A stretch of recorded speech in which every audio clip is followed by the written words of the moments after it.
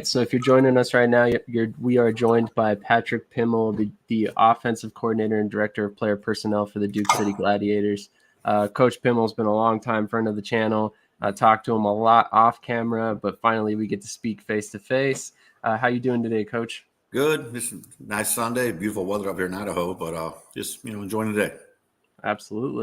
Absolutely. So we got a lot to talk about. I mean, you've had kind of a whirlwind past 2 seasons, Right. basically helping 4 different organizations, if I remember correctly. So let's go ahead and start with your relationship with Mike Davis and Vegas. Mike Davis is a great coach. He's put a lot of players outdoors, but you've also had a hand in that Vegas organization as well. So let's go ahead and dive into that a little bit.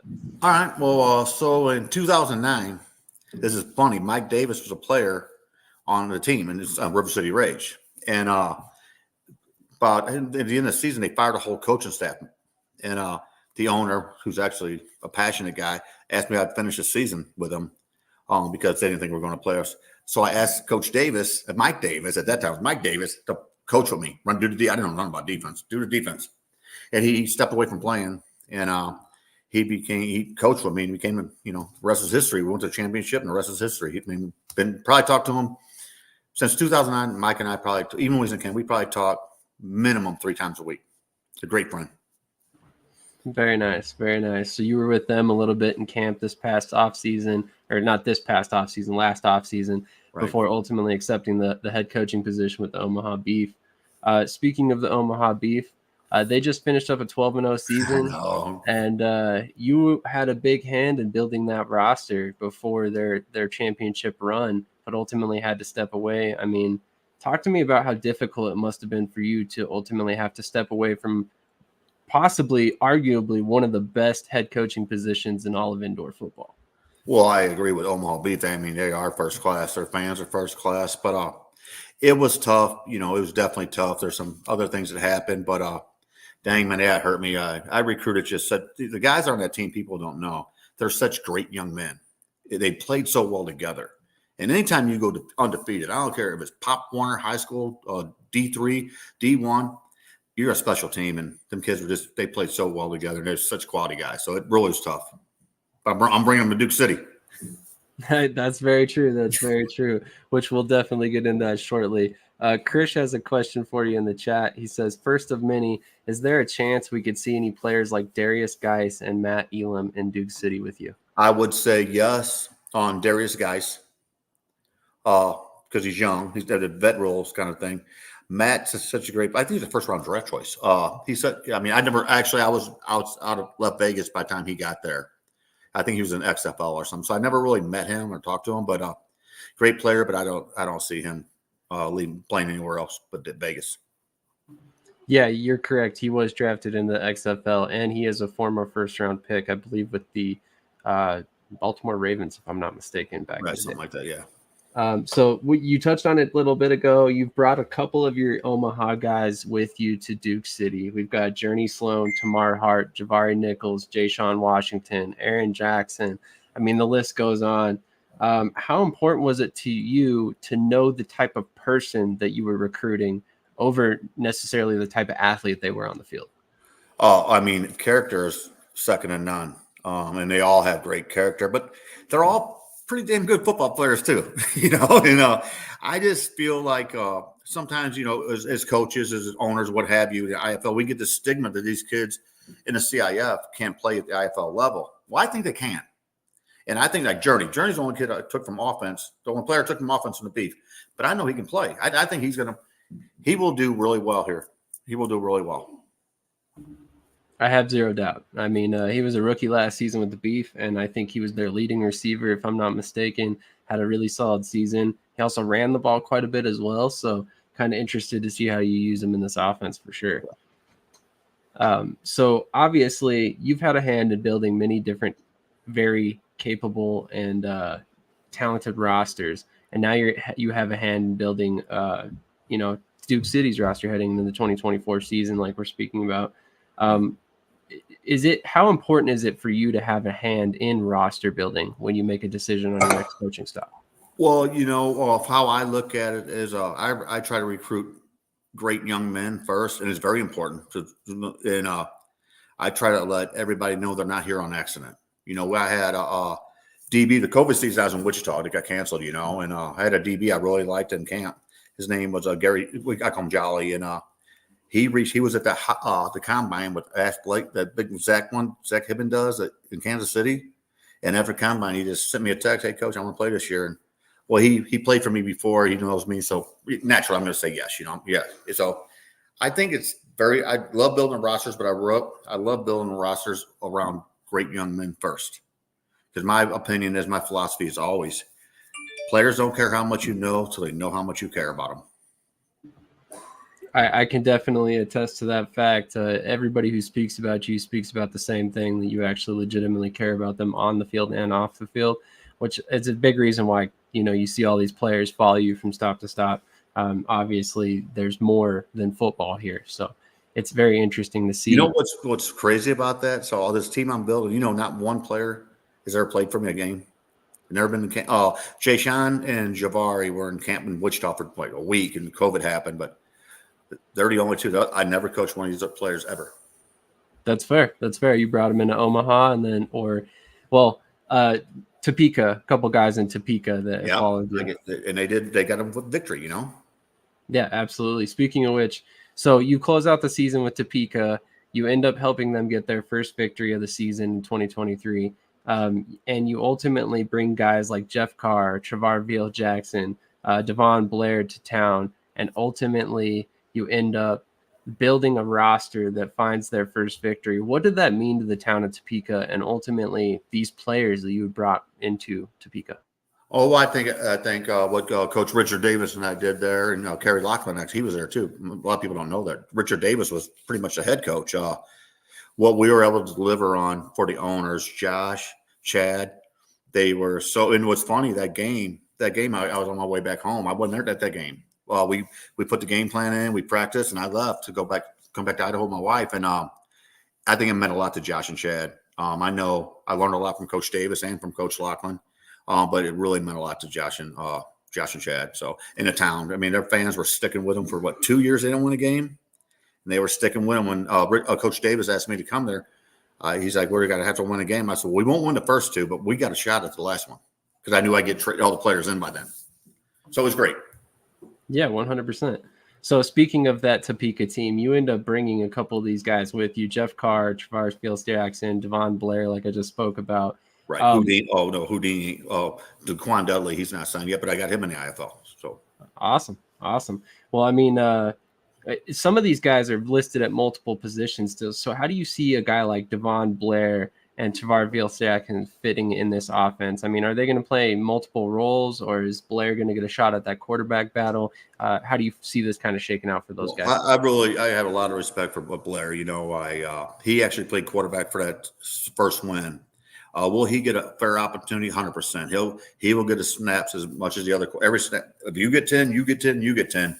He will get a fair shot, 100%. He knows that. Now he's got to show up and do it, which he's totally capable of. He's out there. I think he's in Dallas training to be a quarterback. So he wants it. He wants a lot. So I think he definitely trade Fields Jackson. When you see a 6'4", 210-pound kid run a 4.38 on a laser? He can play DB. He can play receiver. I mean, Draco, one of the great receivers of DBs, he mossed him a couple times when we played Omaha. His first indoor football game. So he's special. Jeff Carr, I think he's so quiet. I think sometimes it hurts him, but he's a really class act. He went to Oklahoma State and he went to Kingsville down in Texas, and he's a player. You just don't. You'd have to see it in person with that kind of kid. And who's the other one you mentioned? Trey, Devon. You got it. Those are the three that I mentioned. Okay. Then you also had Daquan Dudley came in there, and he went with Coach Chin in Tucson, great player. And then Dylan Matt Boxell was there, and he went with Coach Chin. Cam Pruitt was there. I sent him to Duke City, believe it or not, with Coach Griggs. And Shaq, the lineman, was there, and I sent him to Duke City. So it was pretty good. They helped me, and I did my best to help them in return. Absolutely. So speaking of linemen, you guys swung a trade recently. You traded for Zach Thomas from the Naz Wranglers, and you shipped out Mason Newton, a fan favorite here. Yes. How tough or how easy was that trade to swing when you saw Zach Thomas was available? Well, so it was a no-brainer. Mason wasn't happy. Mason is a good player. He's a good fan favorite. He's a good young man, but he didn't want to return to Albuquerque, which that's his opinion, So it was easy. Like, you want to return? Well, I wasn't just going to give him up. I wanted somebody for him. Yeah, because he's that good. That's a sign of respect to him. And Coach Moss and Coach Griggs, they made that trade happen, and we got him. Zach's going to do what's best for him before he decides anything, which you got to respect that. And then hopefully we get him on. 100%. For anybody who doesn't know, Thomas was drafted by the XFL last season, so I'm sure he's going to have some interest outdoors before he ultimately makes a decision on where he'll play for his IFL 2024 season. Although I do expect him to ultimately end up in Duke City if he plays in the IFL. So it'll be interesting to see exactly how that shakes out for him. So looking at the bigger picture of this roster, you have a ton of different players that play multiple different positions. One of the things that I thought has always really tough about building an indoor football roster is you only get so many spots. I mean, I think it's 25-man roster, correct? Right. So, I mean, how important is it to have very versatile players, a guy like Ja'Shawn Washington who can realistically play on both sides of the ball, play multiple positions, or Devon Blair that can basically play any skill position on either side of the ball? I mean, how important is that to you when you're building? It's huge because for me, in my opinion, I don't know a lot, but when players get injured during the game, let's say we got Trey Fields Jackson playing receiver, and Gary Jolly goes down at DB. I know I can switch him over there and bring another receiver in. So the flexibility of having guys that can play two ways is great for them, and it's actually great for us too.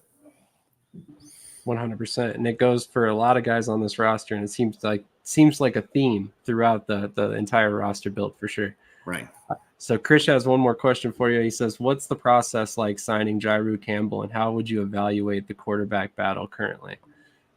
Jay Rue, I think I talked to him. I think he just all he wanted was a fair opportunity. He didn't have, Jay Rue. I don't know him personally.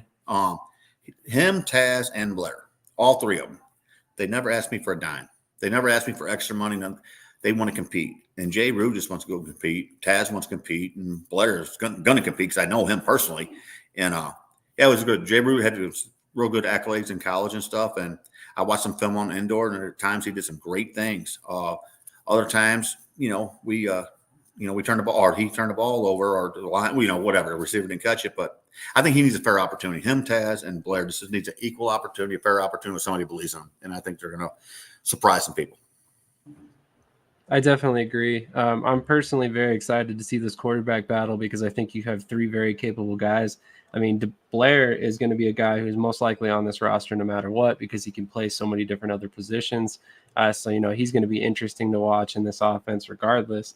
But then you also have Taz Wilson, who played very well for Sioux City last season. And then you also got Campbell as well, who, 2018 Harlan Hill Trophy winner, which is basically the Division II Heisman. So right. This he's got talent. He's a no joke athlete for sure. Gabriel Martinez tuning in, two of the greats. What's up, guys? Thanks for tuning in, Coach. We appreciate that. That's my guy.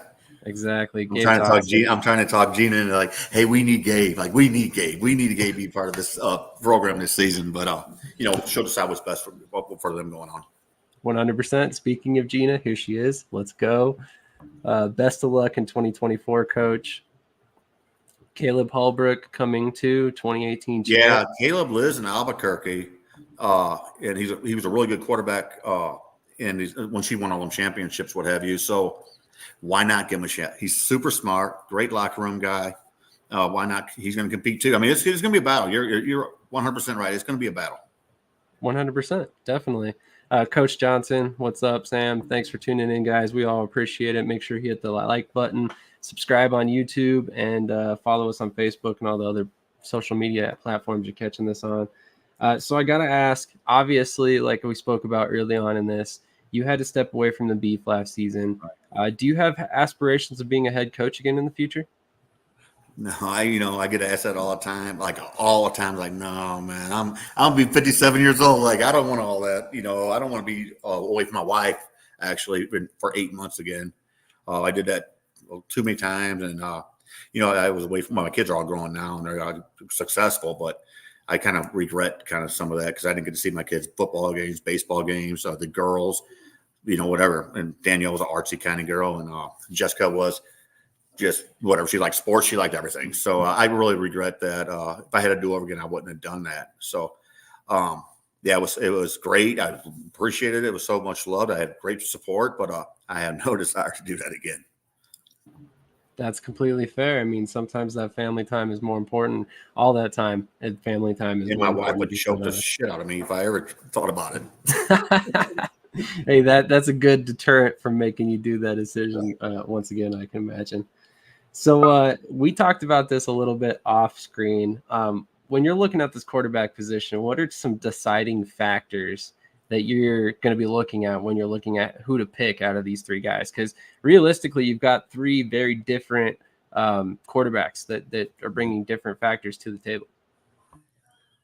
Well, I think the first thing for me, and then I don't evaluate other coaches, but for me, it's quarterback play is all about timing and accuracy. Timing, getting rid of the ball quick, accuracy. If let's say we're all equal in that category, all four of them are equal in that category.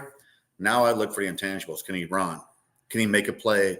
Is he afraid to throw it up? We got some good receivers. Is he afraid to just throw that thing up and let him go, or is he going to throw in a bad coverage? So, I would like to have him run, but I turning over the ball is horrible for me, and we'll see how that goes in camp. Gotcha. That makes sense. Definitely makes sense. So a little bit of mobility and hopefully the ability to protect the ball. Right. Definitely important no matter where you're playing, indoor or outdoor. So one more question I wanted to ask that I know we've discussed off screen, but I'm sure multiple people out there would like to hear your answer on this one. Jeff Carr is a smaller back, the guy who came over from Topeka. I believe he's 5'7", like 190, if I'm not mistaken. Definitely a smaller, shiftier back, but in short yardage situations, could we see guys like Ja'Shawn Washington or Tamar Hart in there? Dang, Tamar. Yeah, I want to play the goalie. I want to get to be that fullback for 1 yard. And I hope I'm gonna give him a shot at it. Yes, but Ja'Shawn, people. I don't know if people know this. Ja'Shawn played receiver in college at Troy. I brought him to Wichita, and we had him a linebacker. Coach Mark Cotton, he didn't want to see no more linebackers. He had Ja'Shawn. He left when that all happened. He went to the IFL, started 16 or a lot of games for Rob Keefe, and then at defensive end. Then when I brought him to Omaha, believe it or not, I was actually going to have him play running back. So I don't know if Tamar can do all that. So, but he's pretty good. I expect them both to really compete in camp. I mean, and Jabari. I'm really excited to see how the three Omaha Beef linemen do as a unit together with the IFL talent. I really am. But it's definitely going to be interesting. I mean, to me, it's always been one of those age-old debates. You talked about it before. CIF players, are they good enough to be in the IFL? Well, now you got three CIF linemen, so we'll see.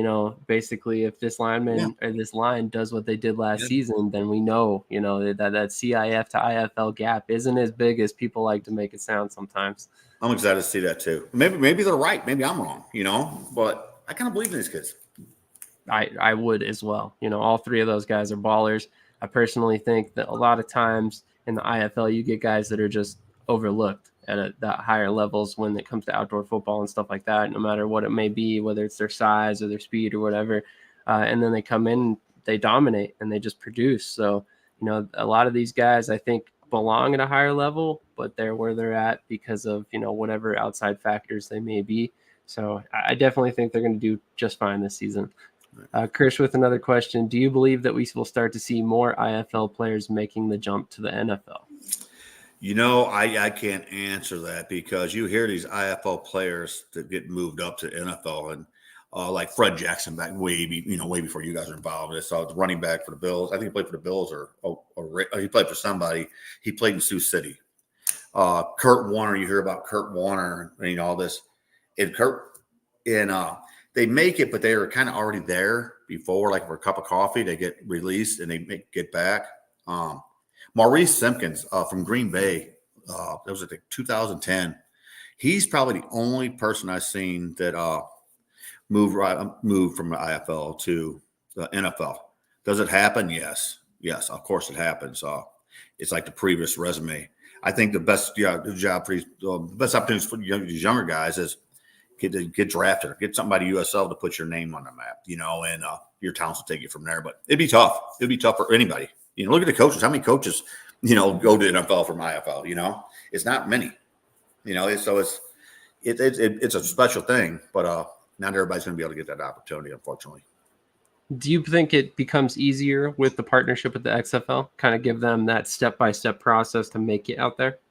Well, I don't know. I really don't know the whole partnership agreement. I'm just being transparent, but I know they got a workout in San Diego, and I text Rick Mueller, Will Lewis, and Jose Jefferson. We were texting yesterday, and there's going to be XFL scouts or coaches there.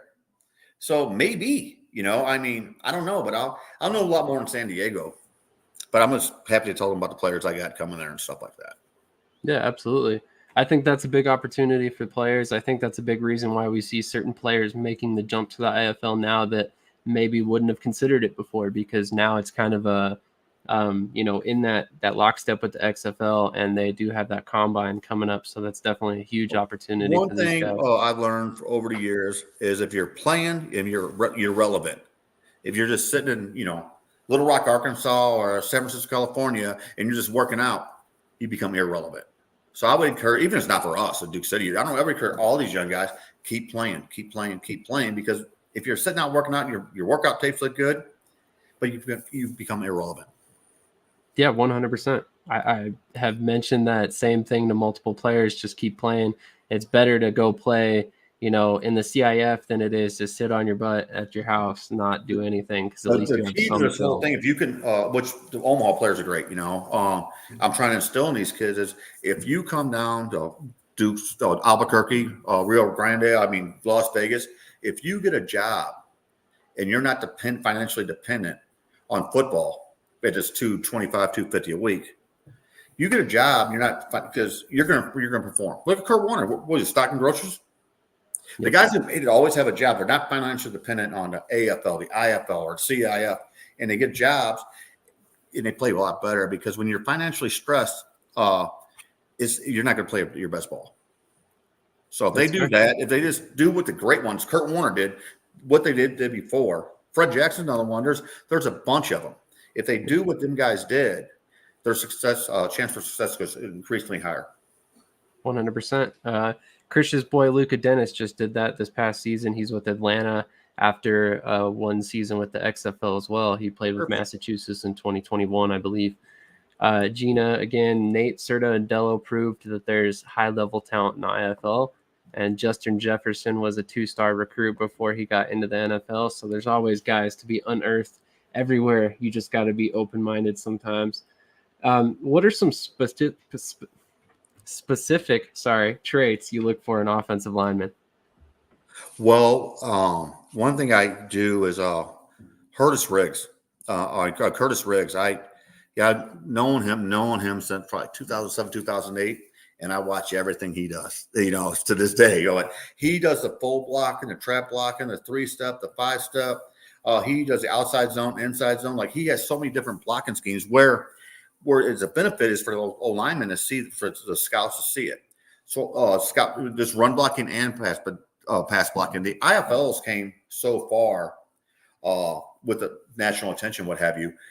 I think it's our job as coaches to do what's best to help these kids get looked at. And Curtis Riggs did a phenomenal job of that. So you're going to see a run blocking, pass blocking. You're going to see screen blocking, draw blocking. You're going to see it all with Duke City this year.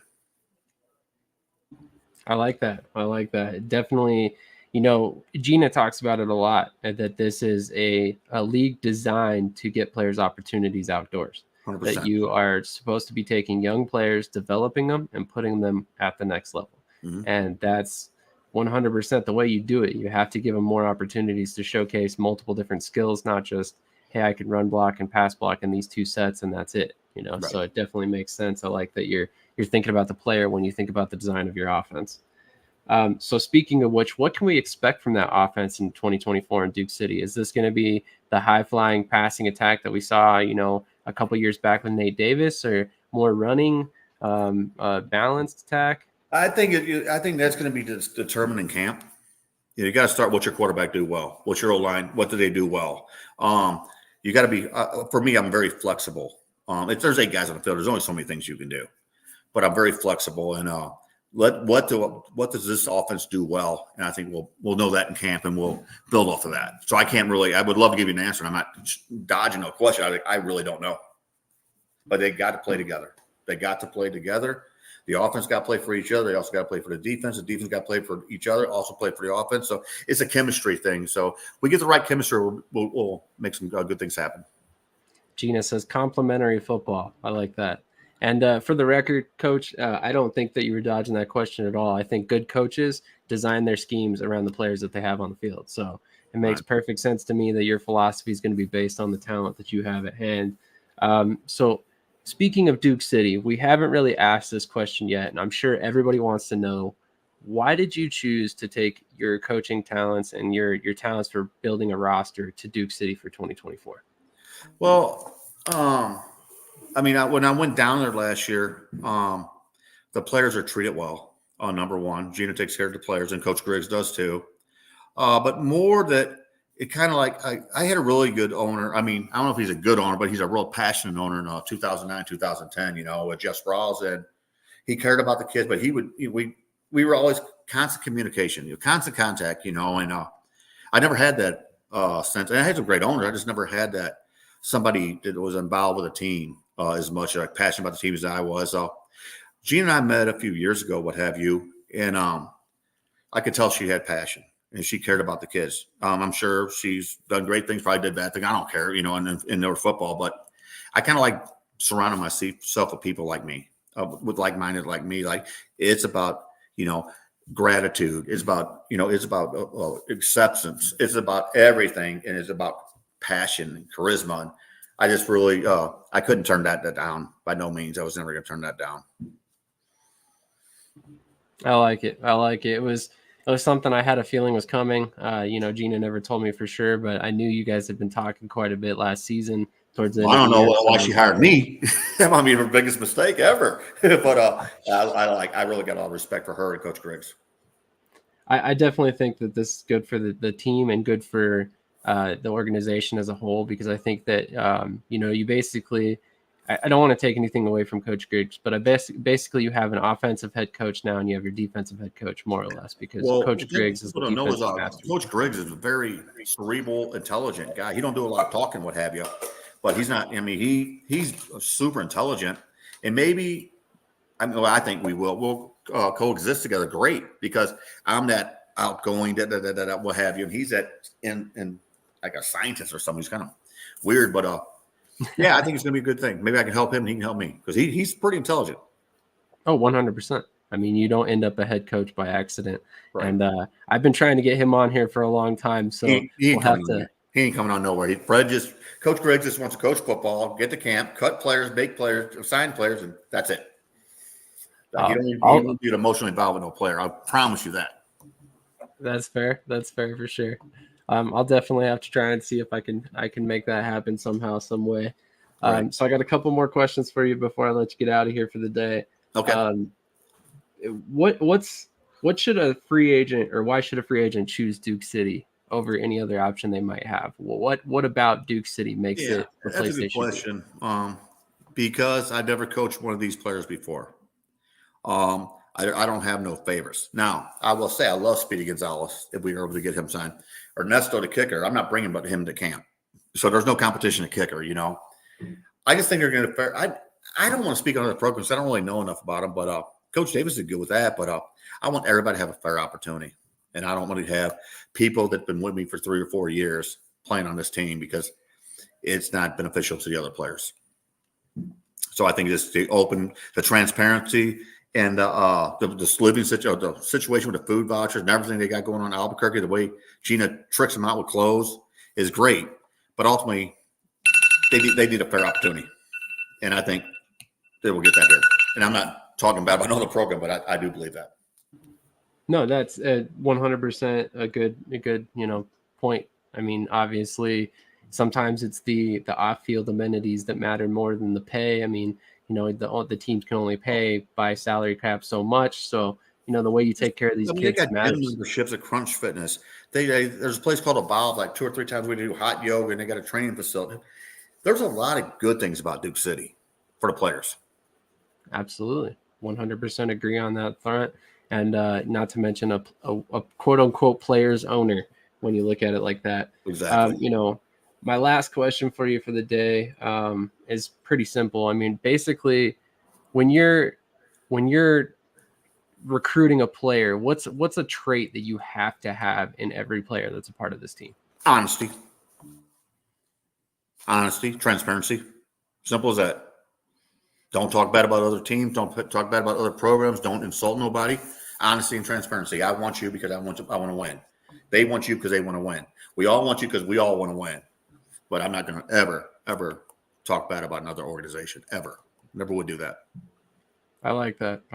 And that's valuable for multiple different ways. I know one of the big things that I've heard from Coach Davis or heard about Coach Davis from players is that a lot of times when he cuts a player, he'll actually reach out to other teams and like kind of give them, a good scouting report. Hey, this guy didn't make it on my team, but maybe he could help you. He does such and such really well, stuff like that. And I think that's something that is really important. And if you have those relationships and you're not bad mouthing those organizations, they're more likely to take your input. I would agree with Coach Davis. I was there in Vegas last 2 camps for sure. One season, he does reach out to other teams.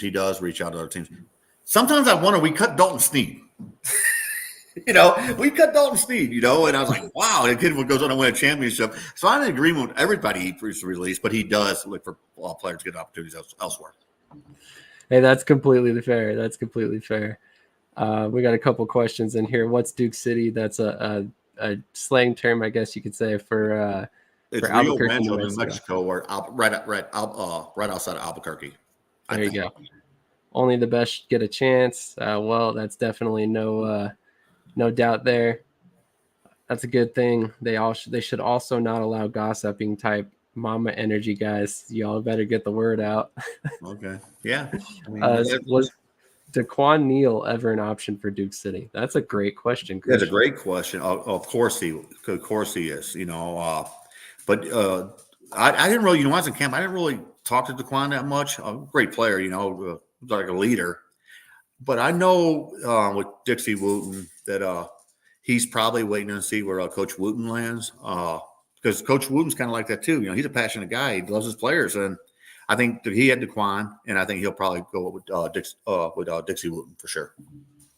That's a great point. He was with Dixie Wooten in Iowa, and then he followed him to Tucson. Exactly. He did not join him in Bay Area because they had Dalton Sneed, but he ended up in Vegas. Right. But anyway, Coach, thank you so much for your time today. We definitely would like to get you on and talk more about the 6 degrees of separation that you have with almost every coaching staff in the league. That would be a whole episode in itself. Yeah, it would be that. But, all right, I really appreciate it. Let's go Gladiators. Yes, sir. I'm a game changer. I'm a game changer.